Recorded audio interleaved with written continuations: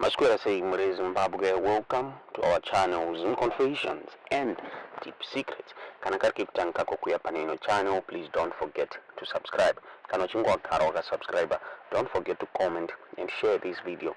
Nasi Zimbabwe takuigirai nyaya yabuditswa these Children of Zimbabwe or Veterans Association iyo yabuda ichitaura iyo ichiti the Forever Association of Zimbabwe iyo yaizikana chinze FAZ hanzi yaparara hanzi yafa vataurayo vachiti FAZ yange kapiwa a 1-year contract chinzi mamwe members asati apiwa mari yavo even zvinhu zvavanga vakapromiswa havana kupiwa zvichinzi mapayouts emamembers eFAZ akalutwa muri Zimbabwe. Vataurayo vachi they were under maall veterans nemaCIO command muri Zimbabwe. Zvichinzi right now vamwe dzati vambavha mumalocation umu havana chinhu havana chavakapiwa. Ifunga FAZ yakatrenda mushure mekunge yainzi yairepresenta ZANU-PF hanzi yaipusha for ZANU-PF kuti iwine ma-elections. Ndofunga takaona vanhu vakawanda during the election period kumamisha nekumalocation vachinzi vachiveterwa madocuments avo before vapinda mapolling stations kunovhota. Vamwe vachiudzwa vachinzi vachazikanwa pavachange vavhoterwa ende vachinzi kana vachinge vavhotera opposition zvaisazopera mushe muri Zimbabwe.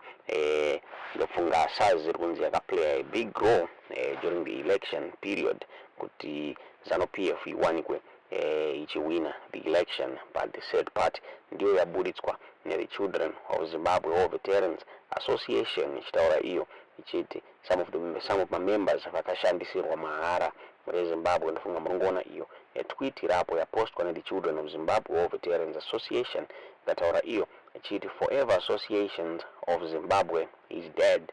According to the Children of Zimbabwe or Veterans Association intel within FAZ, it was a 1-year contract. Payout for members was looted. Some did not receive their money and tracksuits even today. They were under the War Veterans and CIO command. Vamwe dzatova mbavha mumalocations ndozvakabuditswa the Children of Zimbabwe or Veterans Association. Tisingazive kuti inyaya yechokwadi here kana kuti asi kutaura kuno ndo mamiriro azvakaita. Nyaya inorwadza, nyaya inosiririsa kuti vazhinji vakashandisirwa mahara during the election period muri Zimbabwe. Tisingazive kuti munoiona sei nyaya iyi muri Zimbabwe.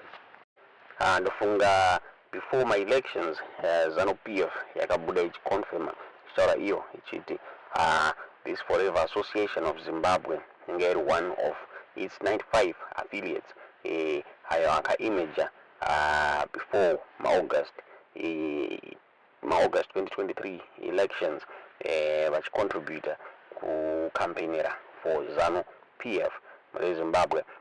From the party National Political Commissar Dr. Mike Bima vakabuda vachitaura ivo vachiti FAZ yakaaplya for an affiliate status ichiexpressa ma-interest ayo kubatsira ZANU-PF campaign ende vichinzi yakabva yabvumidzwa muri Zimbabwe. Vakataura izvi vachiresponda to a question yakabvunzwa nejournalist aida kuziva the relationship between ZANU-PF neFAZ during a press conference yakaitwa kumasvingo hotel muri Zimbabwe.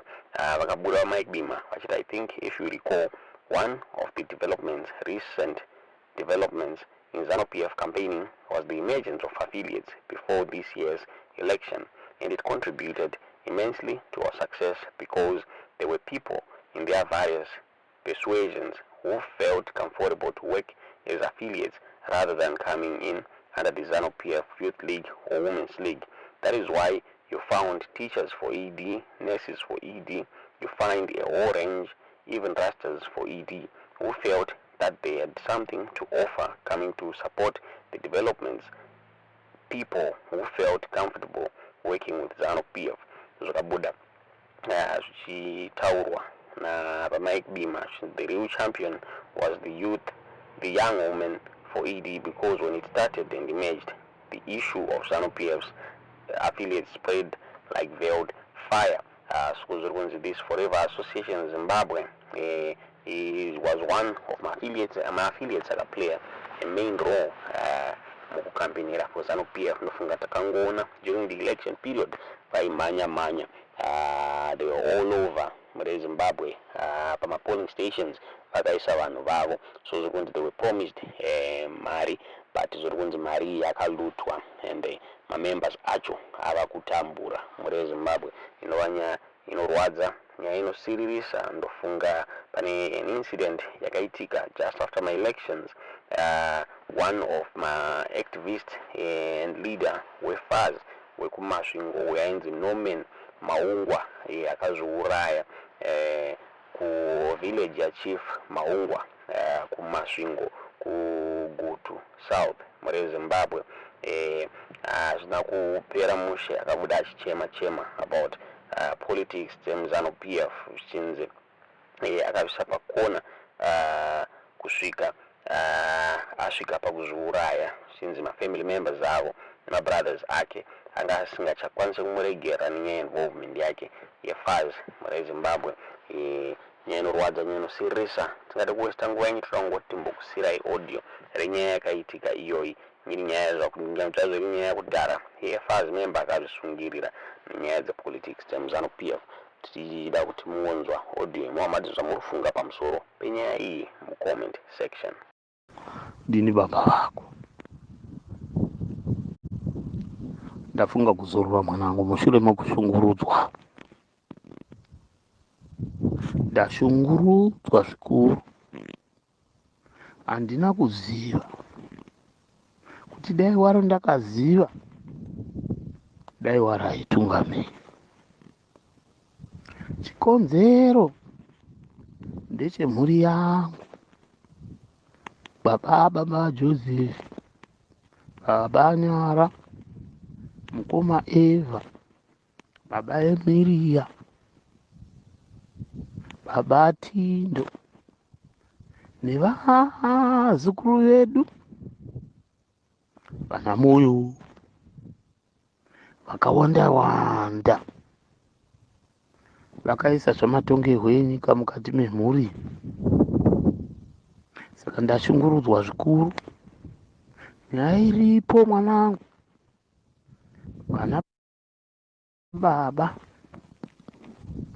vakapa vanhu pokugara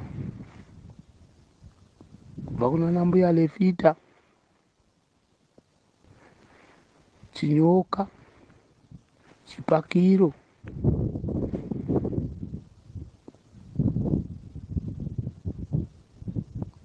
Dzimati, Tagu,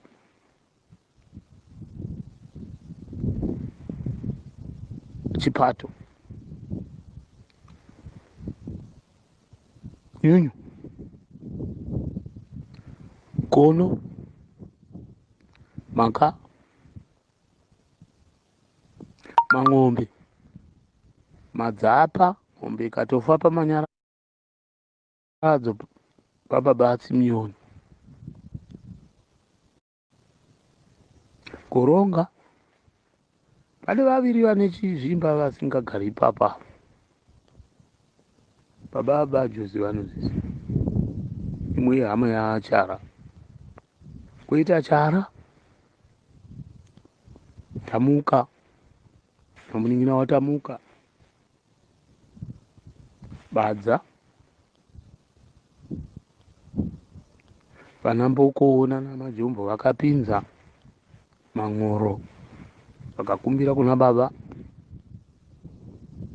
vakapinzawo vanarati pakonapo. Asi zvese izvi zvichiitika, baba vako ini ndaitumwa nana baba kuti ita izvi. Ukavabvunza kunze kwaChinyoka naLefita, unonzwa vachitaura kuti munhu aifamba achivapegera. Ndaudzwa nana baba kuti famba wakadai. Ndinomeni Maungwa, vana vababa vatafadzwa, sekuru vaOlinda. Saka zvese izvi nezvandakadarikira. Pane imwe stand yandati charaiyo, azvokwadi vana baba ndakavaudza ndikati zvokwadi ndashanda mamusingambondipika nawo chinedu. Saka ndakaitawo ndikakoniwa ndikadarikira, vakandigamuchira vese nana mukoma taiva pabagamu. Zvakauya zvese zvimwe zvaitevera baba vaiziva, asi chikonzero kokoko yanga iri yomugano, yokurwisana kwatakaita namudoko nazvichiribwo, iri nyaya yagutu waida kukonzeresa mukati momusha, asi aitungamirira zvemapurogiramu ndini baba ako. Munhu wandairwisa naye wandinotenda simari imhuri yokwatagu, Johani Tagu nevana vake. Ukavarangaridza nyaya idzi vanokuudza kuti iyi ndio zviro kwazvo. Asi kudarikira kuriko kwandakaita zvino ini mumashure ndichakurondedzera. Zvino zvakamira saizvozvo. Baba varatidza, baba Joseph, kuti ivo ndapinda munyaya dzezvematongerwo enyika, ndatama kutaura nana mukoma kuti vana mukoma kunyange kuri kutadza, asi varatidza kuti zvese zvandanditaura havazvitereri. Saka ndasarudza zvino kuzorora. Saka gamba razorora, comrade weZANU-PF vazorora. Pandicharadzikwa mwanangu, pavamupata musunge panomupakaswawo matombo uripo, nechepamusoro pomubhubhunu wakaoma panomupakaswawo uripo ipapo. Ndopo ndinozororera ini mwanangu. Musavhunduke, ndiradzike ipapo. Vemhuri yangu, kana mukasada kundiradzika ipapo, pane vana vangu ngavatore kodzero iyoyo yokunondiradzika pandareva. Ndazororerei, ndashungurudzika. Vamudu kuti comrade wangu ane kamukaruzivo kezvimwe zvandaimuudza kuti ndashungurudzika ini mukati memhuri nokuda kwezvematongerwo enyika. Chero pakauya vatogarepi navambizvo vanoziva zvavakaitirwa. Chikonzero chiri ichocho. Uchaona mwanangu kuti pazvinyorwa zvose zvaitwa neni, asi ndichitumwa nana baba. Zvinozikanwa nevanhu vandataura kusvika vashe chaivo. Kune listi kuna vamudu kuti ukavhunza vanhu voma mudoko, ukavhunza vanhu voma maungwa, vashe vamaungwa chaivo vanoziva kuti vanhu ava vakagadzikwa mumusha nenzira dzipi. Saka ndaona kuti madzikoma angu vakagara vapulana kuti zuva rokuradzikwa kwamanzwisisai ndo zuva ravachauya kuzoshungurudza nomeni maungwa vachishandisa triple-C, ende vabhadharwa, ende vakabhadharwa, ende mari kwayo. Sokuti pandiri kuzorora uchaona mafambiro achaita maFacebook, uchaona mafambiro achaita shoko iri mukati menyika yeZimbabwe nokunze kwenyika yeZimbabwe. Chikonzero chiri chezvematongerwo enyika, nekuti deni zvazviri zvemhuri pasinganetsi kuti vagone kugara pasi nemunun'ina wavo kana kuti nemwana wavo vagogadzirisa murugare, kwete kuti ndisiye mhuri yangu sokusiya kwandaiita. ZANU-PF ndiye akandichengeta. Ini madzikoma aishanda ari mashanu kuBulawayo. 1992 ndakatadza kunyora chikoro ndiri head boy paMaungwa, asi ZANU-PF yakandiyambutsa. Tikavaka chipatara paChitando, pakiriniki through Varashai,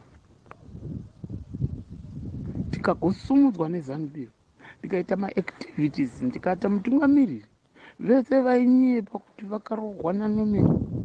Inhema dzavo vanoziva chokwadi. Vakauya vachida kutiponda paruware, vakachida kudii, vakakundwa zvavanonatsoziva matripusi. Handina maka nematripusi, asi ndaenda zvino, ndaenda Mahira Bashi. Muforward message yandaita iyi kumusangano wangu weZANU-PF, ndakavengerwa FAZ. Moforward kumaFAZ members, you know what they were planning. Saka vakaona sokuti FAZ muZimbabwe ndiNomeni, ndo zvavakaona sehama dzangu. Saka ndinoti viva ZANU-PF, viva FAZ yacho, viva makomrades mose. Rambai muchitsigira musangano, handisi gwara, ndazorora. Inga chero comrade Mujuru akafa neforya 1, ini ndazorora. Regai ndizorore murugare, asi shoko ngarifambe uye ndivige in a decent manner, nokuti ndandachinja doves. Saka polisi yandanda kufunga kupinda yanga iri Nyaranzo, saka ndanza ndaijoina. Saka ndivigei, mundichengete in a decent manner. Ndatenda.